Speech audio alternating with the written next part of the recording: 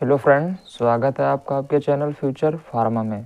तो आज के इस वीडियो में हम देखने वाले हैं difference between fat and oil, कि एक फैट और आयल्स में क्या डिफरेंट होते हैं। तो इस वीडियो में बेसिकली हम ये देखने वाले हैं। तो देखते हैं क्या होता है।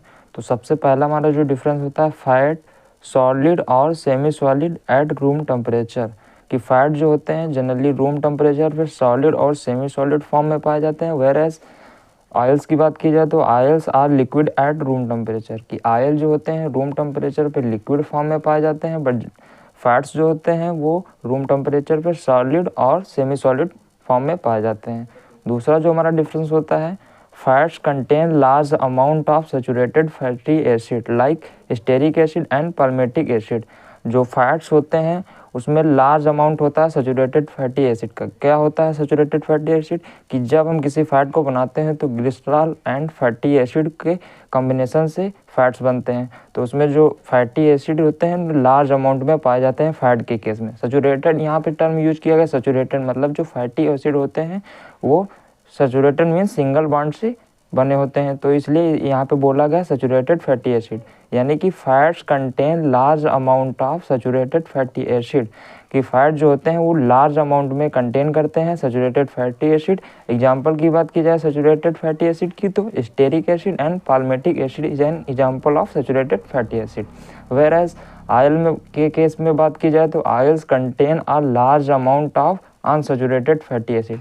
अब यहाँ पे टर्म आया था सैचुरेटेड फैटी एसिड और यहाँ पे टर्म आया है अनसैचुरेटेड फैटी एसिड। तो सबसे पहले देखते हैं अनसैचुरेटेड फैटी एसिड क्या होते हैं। तो अनसैचुरेटेड फैटी एसिड वो होते हैं जिसमें डबल बॉन्ड कंटेन होता है, तो उन्हें अनसैचुरेटेड फैटी एसिड कहते हैं।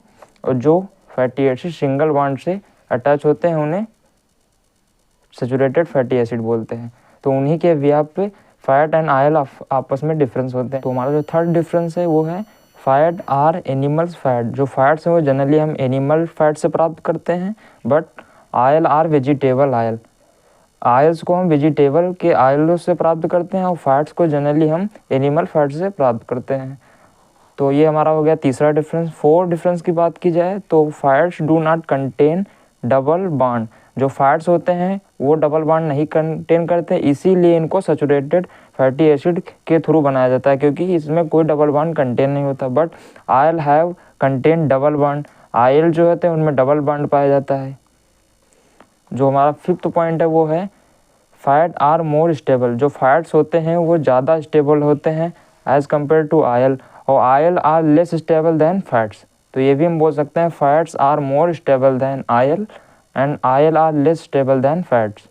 तो ये हो गया। और लास्ट पॉइंट जो हमारा डिफरेंस है वो है fats melt at high temperature. जो फैट्स होते हैं वो जनरली हाई टेम्परेचर पे मेल्ट होते हैं, whereas oil melt at low temperature. Oil जो है उनको मेल्ट होने की कम टेम्परेचर की रिक्वायरमेंट होती है, बट फैट्स को मेल्ट होने पर हाई टेम्परेचर रिक्वायरमेंट होती है। तो ओवरऑल ये कुछ हमारे डिफरेंस थे जो फैट्स एंड आयल में। Thank you.